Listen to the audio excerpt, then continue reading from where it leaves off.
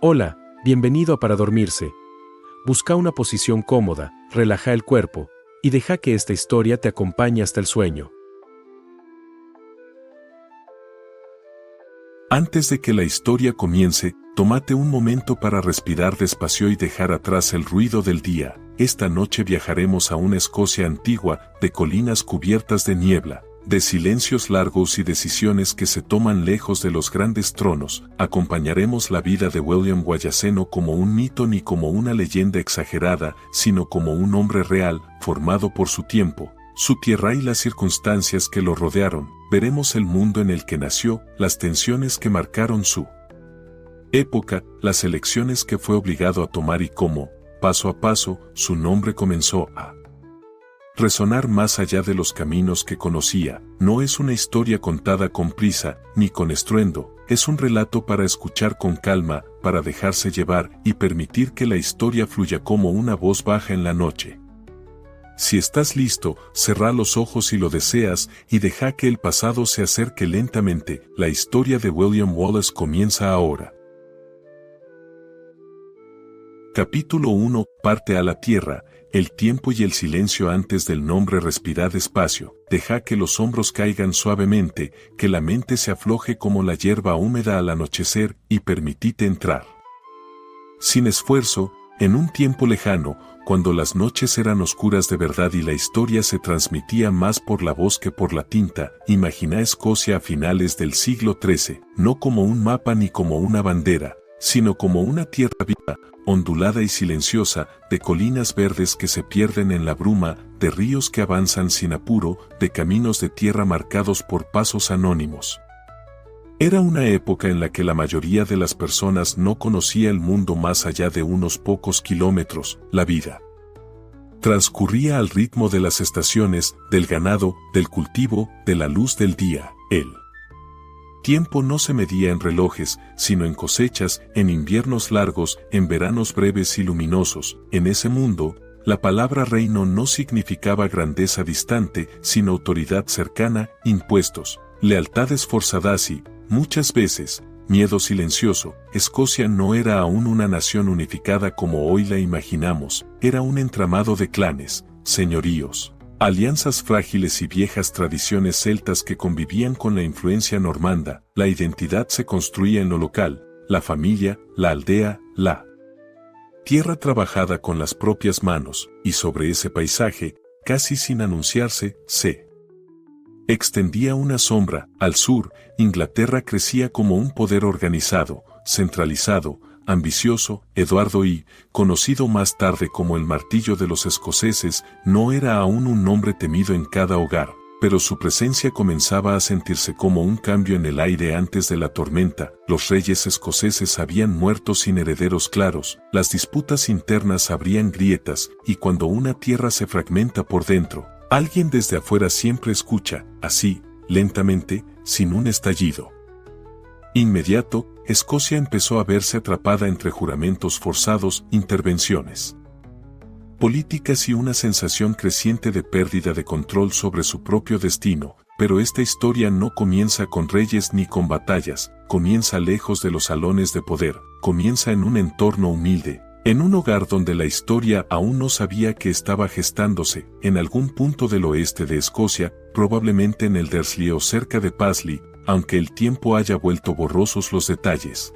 nació un niño llamado William. No hubo señales en el cielo, no hubo profecías registradas, no hubo cronistas atentos a su cuna, era simplemente un niño más en una familia de pequeños nobles rurales o terratenientes modestos, lo suficientemente acomodados como para no pasar hambre, pero lejos del lujo o la influencia real. Su padre, según las tradiciones orales y registros fragmentarios, era un hombre respetado en su comunidad, conocedor de las costumbres, del valor del honor y de la importancia de la palabra dada. Su madre, casi invisible para los libros de historia, como tantas mujeres de su tiempo, probablemente fue quien sostuvo el mundo cotidiano, el hogar, la fe, la enseñanza temprana de lo que estaba bien y lo que no. William creció rodeado de sonidos simples, el viento entre los árboles, el balido de las ovejas, las conversaciones bajas junto al fuego. Aprendió pronto que la tierra no se posee del todo, sino que se cuida y se hereda como una responsabilidad.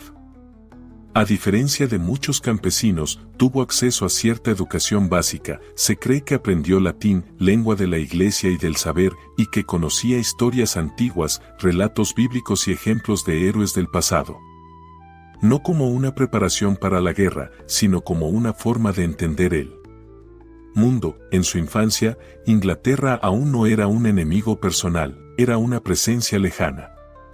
Un poder abstracto. Las tensiones existían, sí, pero no habían llegado todavía al corazón de cada hogar. William era alto para su tiempo, eso dicen las descripciones posteriores. Aunque su verdadera estatura se haya exagerado con los años, más importante que su cuerpo era su forma de estar en el mundo, observador, callado, atento, no buscaba liderar, no parecía destinado a ser símbolo alguno. Y sin embargo, mientras él crecía, el mundo a su alrededor comenzaba a cambiar. Las decisiones tomadas por hombres que nunca pisaron su aldea empezaban a alterar la vida cotidiana. Nuevas leyes, nuevas lealtades exigidas, juramentos que no se sentían propios. La paz, que antes era simplemente el estado natural de las cosas, comenzaba a volverse frágil. William aún no lo sabía, pero estaba creciendo en el borde de una época que se cerraba y de otra que exigiría nombres, voces y decisiones irreversibles. Por ahora, sin embargo, solo era un joven escocés aprendiendo a escuchar el mundo. Sin imaginar que algún día el mundo aprendería a pronunciar su nombre, dejamos aquí esta primera parte, como quien apaga lentamente una vela, sin oscuridad abrupta, dejando que el silencio vuelva a ocupar su lugar. Capítulo 1, Parte B. Juventud, aprendizaje y los primeros signos del cambio. William creció, como crecen los árboles en las tierras del norte, sin apuro, adaptándose al viento, fortaleciéndose sin darse cuenta. La juventud, en aquella época, no era un periodo largo ni protegido, no existía una frontera clara entre ser niño y ser adulto. Uno empezaba a asumir responsabilidades cuando el cuerpo y las circunstancias lo permitían. William aprendió a moverse entre dos mundos, por un lado, el trabajo físico, el contacto con la tierra, la comprensión de los ritmos naturales, por otro, el mundo de las palabras, de la fe, de los relatos transmitidos en voz baja por sacerdotes y maestros. Se dice que pasó parte de su juventud fuera de su hogar natal, quizás estudiando con parientes o en algún entorno eclesiástico. Eso explicaría su educación poco común y su capacidad posterior para expresarse con claridad ante nobles y campesinos por igual. No era un hombre impulsivo. Observaba más de lo que hablaba, escuchaba, y esa escucha lenta fue moldeando algo en su interior. Mientras tanto, Escocia se tensaba, Eduardo y comenzaba a intervenir. Abiertamente, no con espadas al principio, sino con documentos, juramentos forzados, nombramientos impuestos. Muchos nobles escoceses, cansados de disputas internas, aceptaron su autoridad con resignación. Otros lo hicieron por conveniencia, algunos creyeron que sería algo temporal. Para la gente común, el cambio se sintió en pequeños detalles, nuevos recaudadores, soldados extranjeros en caminos antes tranquilos. Una sensación difusa de estar siendo observados. William, ya joven adulto, no vivía en el centro del poder, pero tampoco estaba aislado de estas transformaciones. Las conversaciones cambiaban de tono, el silencio se volvía más frecuente, las risas, más breves. Hay historias, difíciles de comprobar, pero persistentes, que hablan de una pérdida personal en esta etapa.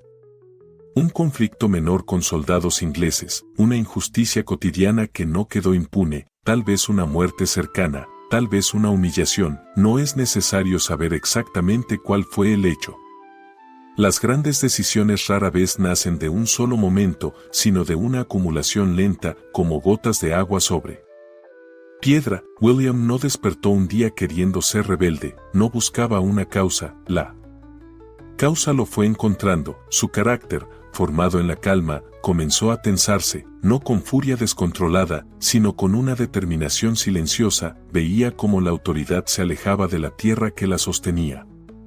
como las decisiones se tomaban sin escuchar a quienes debían obedecerlas, como la identidad, algo tan simple y profundo a la vez, empezaba a diluirse, y aún así, durante un tiempo, William siguió siendo solo William. Un hombre joven, con familia, con vínculos, con una vida que todavía podía haber sido. Tranquila, es importante recordarlo así, no como símbolo, no como estatua, sino como alguien que pudo haber elegido no hacer nada, como tantos otros, pero el mundo no siempre permite esa elección. A finales de la década de 1290, la presencia militar inglesa se volvió más directa.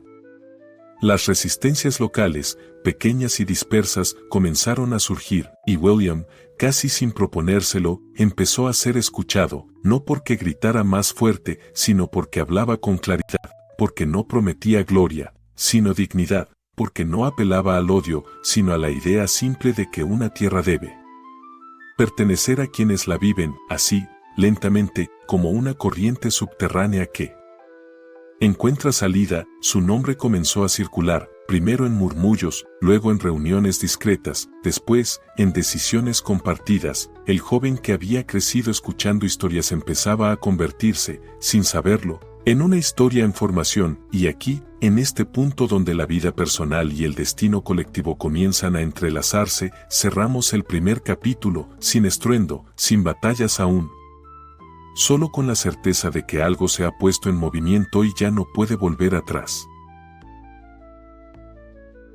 Capítulo 2, parte A. Cuando un hombre deja de caminar, solo hay momentos en la historia que no suenan como un trueno, sino como un cambio casi imperceptible en el viento. Nada parece distinto al principio, pero algo, en lo profundo, ya no vuelve a ser igual. Así fue el comienzo visible del camino de William Wallace. No hubo proclamaciones solemnes, no hubo estandartes alzados desde el primer día. Lo que hubo fueron pequeñas decisiones, tomadas en lugares modestos, lejos de las miradas del poder. Escocia, por entonces, estaba cubierta de una tensión silenciosa. Los castillos ingleses se afirmaban en puntos estratégicos, las guarniciones vigilaban caminos, puentes, mercados. La autoridad ya no hablaba con acento local. Para muchos, la obediencia era una forma de supervivencia, para otros, una herida que se aceptaba en silencio, y para unos pocos, una línea que no estaban dispuestos a cruzar. William se movía entre aldeas y conocidos, no como líder declarado, sino como alguien en quien se confiaba. Escuchaba quejas, veía injusticias pequeñas, repetidas, constantes.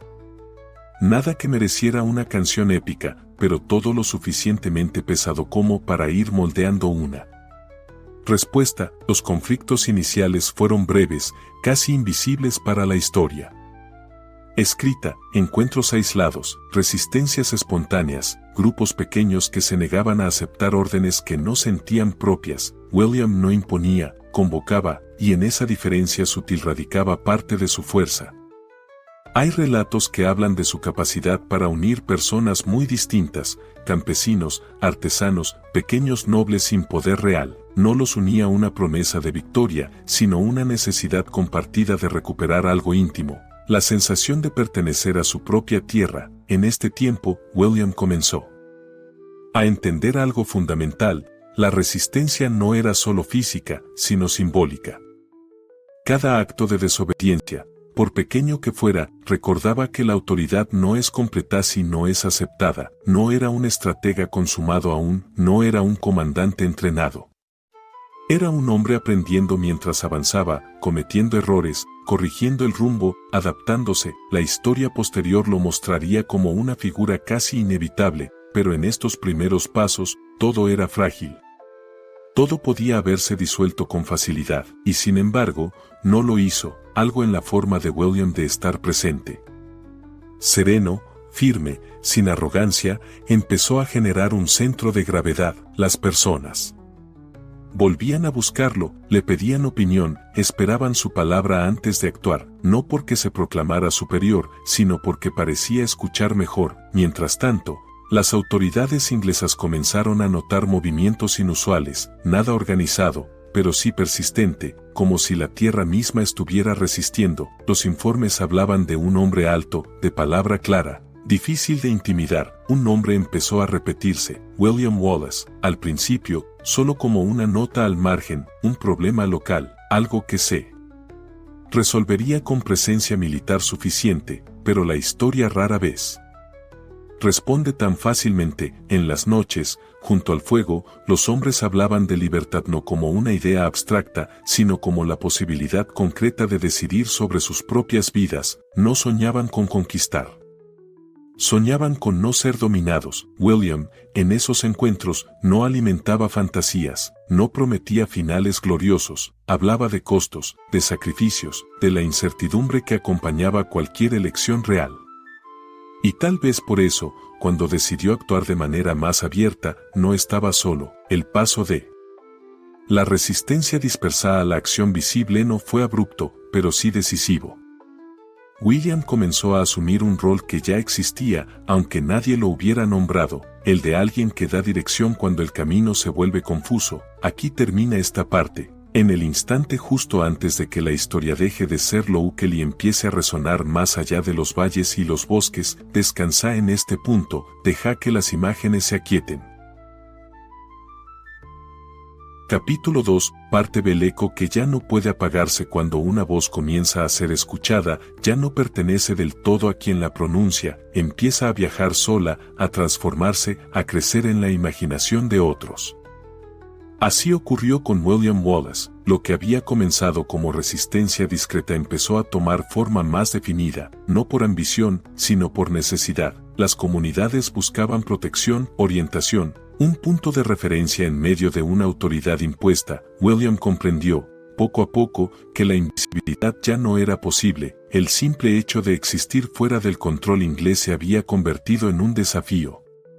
Los primeros enfrentamientos más claros no fueron grandes batallas, sino actos breves y directos, liberación de prisioneros, ataques a puestos aislados, rechazo abierto a ciertos impuestos, acciones que no buscaban destruir, sino afirmar presencia. Cada una de ellas llevaba un mensaje silencioso, no todos aceptaban lo que estaba ocurriendo.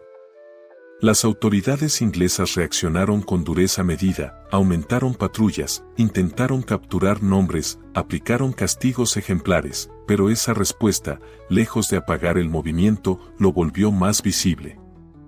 William no buscaba el enfrentamiento frontal, evitaba la violencia innecesaria, prefería moverse rápido, desaparecer, volver a surgir en otro lugar. La tierra que lo había visto crecer se convertía en su aliada. Bosques, colinas, senderos ocultos, nada de eso era casual, era conocimiento vivido, no aprendido en mapas. En este periodo, su figura empezó a rodearse de relatos, algunos exagerados, otros simbólicos.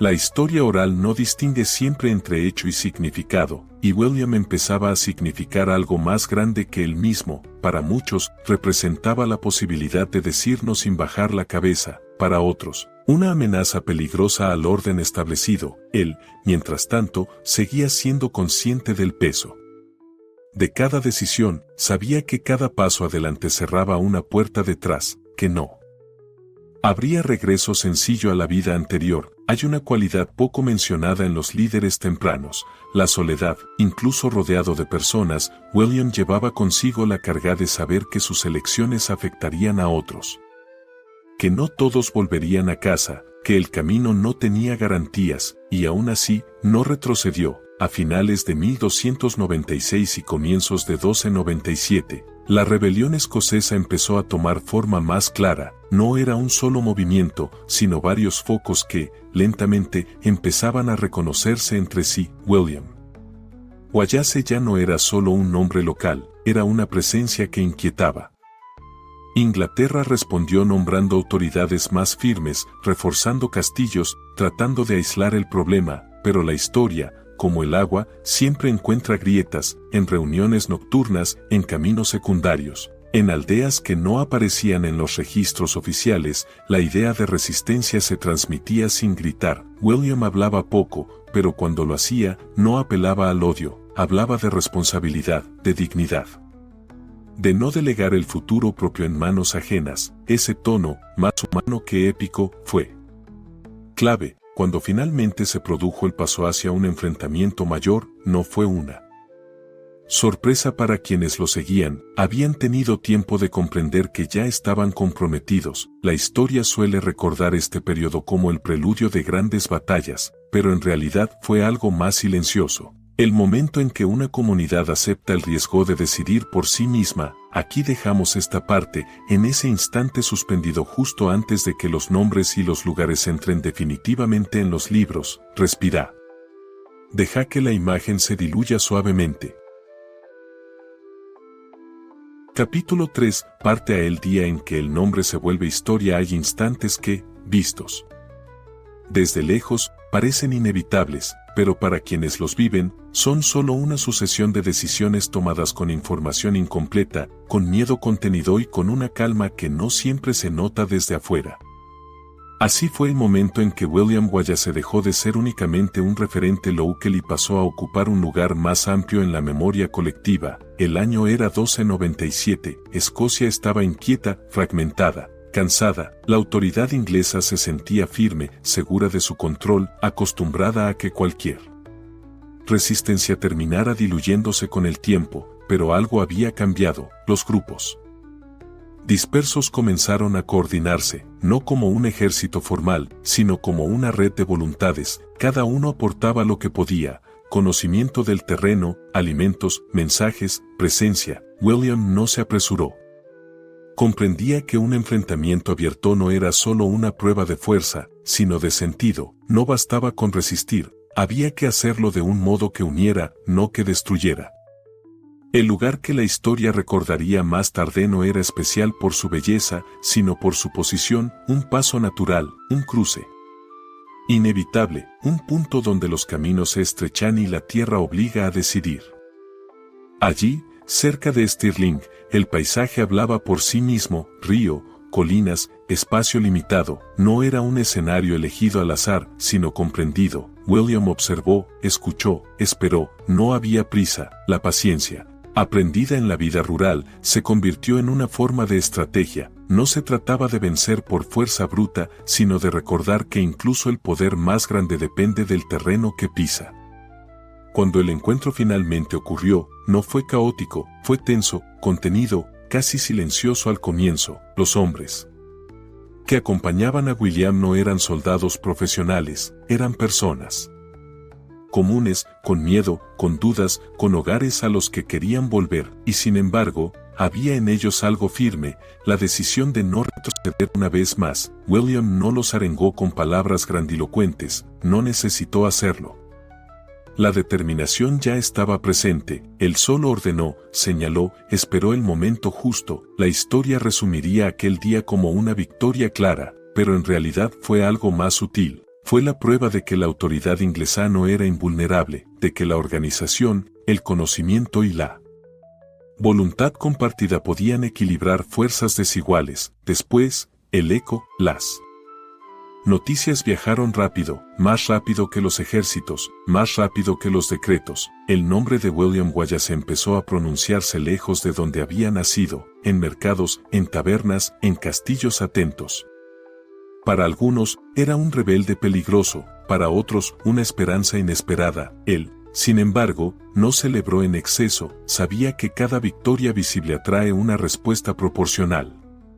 Que el poder no tolera ser desafiado sin reaccionar, pero también sabía algo más: ya no estaba solo. La idea de resistencia había dejado de ser un susurro. Ese día no marcó el final de nada, marcó el comienzo de una etapa distinta, más expuesta, más exigente. William Wallace había cruzado un umbral del que no se vuelve sin consecuencias. Aquí dejamos esta parte, en el silencio que sigue a un acontecimiento decisivo, cuando la noche parece tranquila pero el mundo ya no es el mismo. Capítulo 3. Parte B. El peso invisible del liderazgo. Después de aquel momento decisivo, el silencio no volvió a ser el mismo, no porque hubiera ruido constante, sino porque ahora estaba cargado de expectativas. Cuando un nombre se vuelve conocido, ya no camina liviano, arrastra Preguntas, esperanzas, miedos ajenos. William Wallace comenzó a sentir ese peso. La victoria no trajo descanso inmediato, trajo decisiones nuevas, más complejas, menos claras. Ya no se trataba solo de resistir, sino de sostener. Personas que nunca lo habían visto empezaron a buscarlo, algunos con respeto sincero, otros con interés, otros con dudas. Los nobles escoceses, muchos de los cuales habían aceptado la autoridad inglesa por conveniencia o temor, miraban ahora con cautela. La figura de Wallace era incómoda, no provenía del centro tradicional del poder, no seguía del todo las reglas conocidas, y eso, para ciertos sectores, era tan inquietante como la presencia inglesa. William comprendió pronto que la lucha no era solo contra un dominio externo, sino también contra la fragmentación interna. Unir voluntades era más difícil que ganar un enfrentamiento puntual. Aún así, no intentó imponerse, su liderazgo seguía siendo más práctico que simbólico, escuchaba a quienes sabían más de política que él, aprendía. Aceptaba que no tenía todas las respuestas. En este periodo, fue nombrado guardián de Escocia, un título que no buscó activamente, pero que aceptó como una responsabilidad, no como una corona, sino como una carga asumida. Ese rol lo obligó a pensar más allá del momento, a considerar alianzas, a administrar recursos escasos, a imaginar un futuro que todavía era incierto. La guerra, incluso narrada con suavidad, siempre desgasta, no solo cuerpos, sino espíritus. William veía el cansancio en los rostros, escuchaba el deseo de normalidad.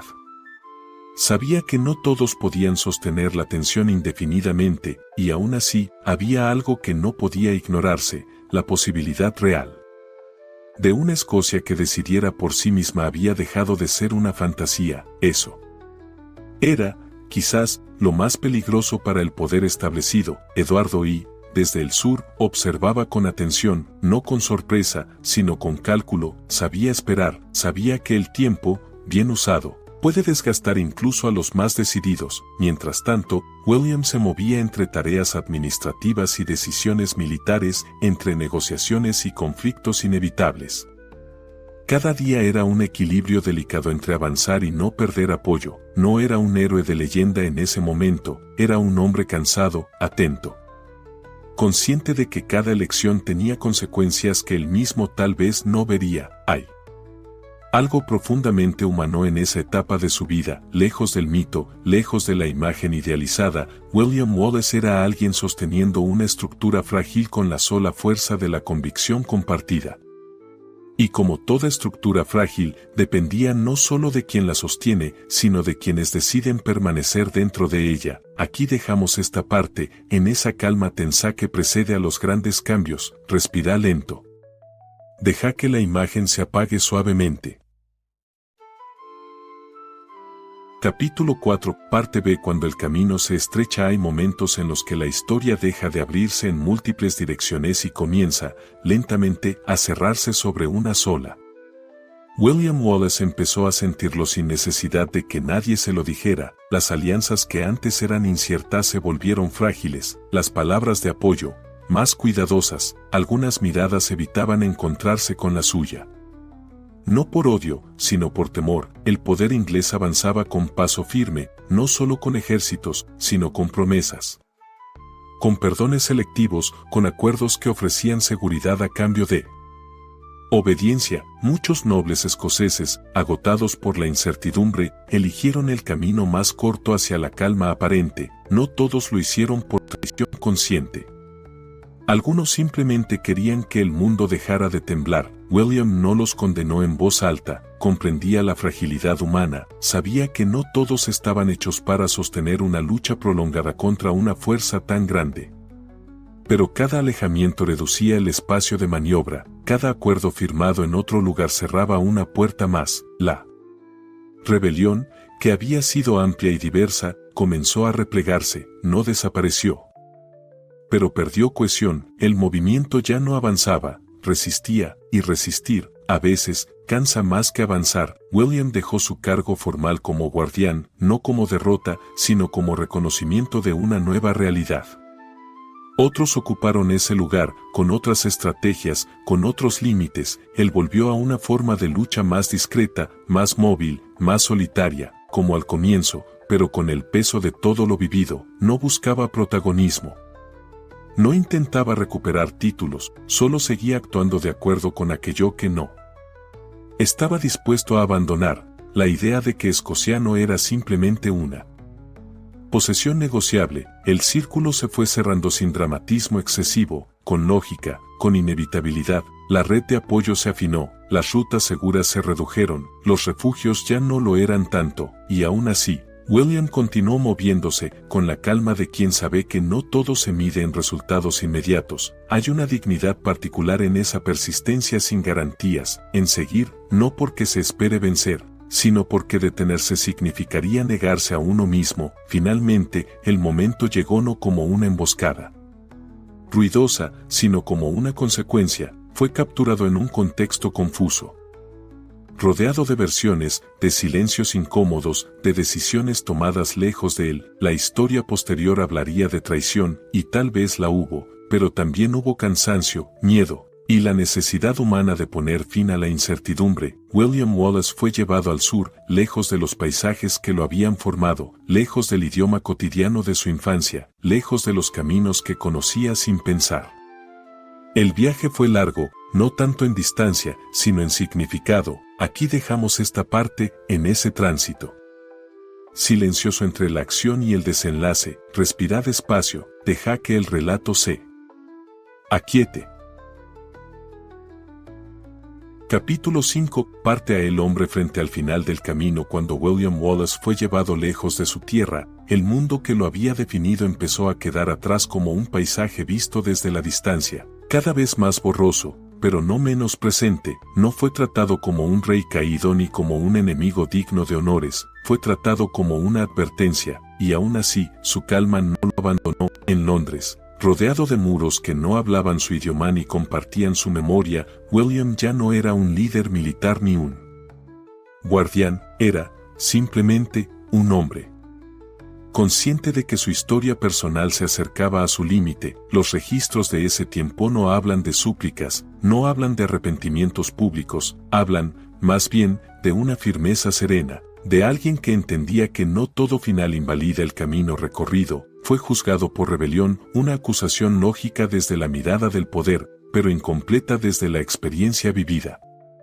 Porque William nunca se sintió rebelde contra su tierra, sino fiel a ella. No intentó convencer a sus jueces, sabía que el juicio no buscaba verdad, sino cierre, una forma de ordenar el mundo desde arriba. En esos días finales, si pensamos en él con calma, no como mito sino como ser humano, podemos imaginar momentos de introspección silenciosa, recuerdos sencillos, el sonido del viento en Escocia, los caminos recorridos sin nombre, las voces de quienes caminaron a su lado. No hay registro de grandes discursos, y eso, quizás, dice más que cualquier frase famosa. La historia suele buscar palabras finales, sentencias perfectas, pero la vida real, en sus momentos más profundos, a menudo se expresa en silencio. William Wallace murió lejos de su hogar, en 1305, sin ver el resultado final de aquello a lo que había entregado su energía. No vio una Escocia libre, no vio una victoria clara remembering his name with certainty, pero tampoco vio el olvido, porque algo ya había cambiado y no podía deshacerse. Aquí hacemos una pausa, no como cierre definitivo, sino como un respiro necesario antes de mirar más allá de la vida individual. Deja que el silencio acompañe este tramo, respira lento. Permitite quedarte un momento en esa quietud. Capítulo 5, parte B. Cuando la vida termina, pero el eco permanece después de la muerte de William Wallace, no hubo un silencio inmediato, no ese silencio limpio que llega cuando todo se apaga, sino otro, más complejo, hecho de preguntas que nadie podía responder del todo. Para el poder inglés, su final debía cerrar una etapa, un ejemplo. Una advertencia clara para cualquiera que pensara en seguir el mismo camino. Pero la historia rara vez obedece las intenciones de quienes creen controlarla. En Escocia, la noticia viajó despacio, como suelen hacerlo las verdades difíciles, no llegó envuelta en discursos, sino en miradas, en conversaciones breves, en una sensación compartida de pérdida que no siempre encontraba palabras. William Wallace ya no estaba, pero lo que había puesto en movimiento no desapareció con él. Durante un tiempo, pareció que todo se desarmaría, que la resistencia, privada de su figura más visible, se diluiría entre acuerdos y cansancio, y en parte, así fue. Hubo retrocesos, hubo concesiones, hubo quienes eligieron la calma inmediata antes que la incertidumbre prolongada, pero algo había cambiado para siempre. La idea de que Escocia podía pensarse a sí misma como algo más que una tierra administrada desde afuera ya no era impensable, había sido vivida, aunque fuera brevemente, y lo vivido deja marcas más profundas que lo imaginado. Otros hombres continuaron el camino, con estilos distintos, con estrategias más diplomáticas, con tiempos más largos, entre ellos, Robert the Bruce, quien aprendería tanto de los aciertos como de los límites de la lucha de Wallace. La independencia de Escocia no fue inmediata ni sencilla, fue un proceso largo, hecho de avances y retrocesos, de acuerdos y rupturas. Pero el nombre de William Wallace seguía apareciendo, no como un plan a seguir al pie de la letra, sino como un recordatorio de que alguien, en un momento en que parecía imposible, había dicho no y había sostenido ese no hasta el final de sus fuerzas. Con el paso de los años, la figura de Wallace fue creciendo, la historia oral lo envolvió en símbolos, la poesía le dio altura. La memoria colectiva suavizó bordes y exageró rasgos, se volvió más grande que el hombre real, y eso, aunque inevitable, no debería borrar lo esencial. William Wallace no fue perfecto, no fue invencible. No fue un héroe sin dudas, fue alguien profundamente humano en un tiempo que exigía decisiones difíciles, y tal vez por eso su recuerdo perdura. Aquí dejamos esta parte, con la sensación de que la vida de un hombre puede terminar sin que su influencia lo haga. Respira lento, deja que el relato se acomode en el fondo de la mente, como una historia antigua contada muchas veces al calor de un fuego tranquilo. Capítulo 6, parte a el recuerdo, el mito y lo que permanece en silencio. Con el paso de los años, la figura de William Wallace empezó a cambiar de forma, no porque los hechos se alteraran del todo, sino porque la memoria humana no conserva las cosas como fueron, sino como necesitó recordarlas. Las generaciones que vinieron después no conocieron al hombre que caminaba por senderos embarrados, ni al líder cansado que dudaba en silencio. Conocieron un nombre, y ese nombre empezó a cargarse de significado.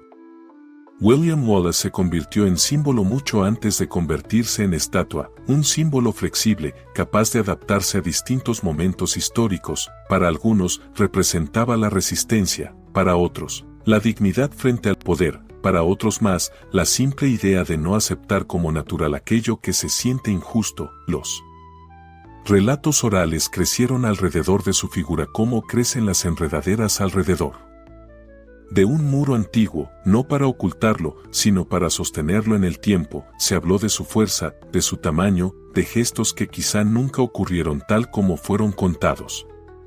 Pero en esas exageraciones no había engaño deliberado, sino necesidad emocional, la necesidad de que alguien encarnara aquello que muchos no pudieron sostener solos. Con el tiempo, los cronistas intentaron fijar la historia en palabras, los poetas la suavizaron, los cantos populares la hicieron cercana, cada versión decía algo más sobre quien la contaba que sobre el propio Wallace, y aún así, en el centro de todas esas capas, persistía una verdad simple: hubo un hombre que eligió no apartarse cuando hacerlo habría sido más seguro. Ese gesto, más que cualquier batalla, fue su legado más profundo. Escocia, como toda tierra antigua, siguió cambiando, conoció acuerdos, conflictos, uniones forzadas, momentos de calma y de tensión. La historia nunca se detiene para honrar a nadie demasiado tiempo, pero el nombre de William Wallace seguía regresando, una y otra vez, en momentos donde la identidad parecía diluirse, no como una solución, sino como una pregunta abierta, que estamos dispuestos a sostener cuando nadie garantiza el resultado. Tal vez esa sea la razón por la que su figura nunca se cerró del todo, nunca quedó completamente definida. porque no pertenece solo al pasado, sino a ese espacio interior donde cada generación decide qué hacer con la herencia recibida. Aquí dejamos esta parte con la sensación de que los mitos no nacen de la nada, sino de vidas reales que tocaron algo profundo sin proponérselo. Respira lento, deja que el pensamiento se vuelva liviano. Capítulo 6. Parte la historia que se queda cuando todo se aquieta, cuando una vida se recuerda. Durante siglos, no es por la precisión de cada hecho, sino por la resonancia que deja. William Wallace, mirado desde la distancia tranquila del tiempo, no fue únicamente un hombre de su siglo, fue una pregunta encarnada. Una presencia que obligó a otros a preguntarse qué significa pertenecer, qué significa decidir, qué significa no apartar la mirada. Su historia no ofrece respuestas simples, no promete finales ordenados.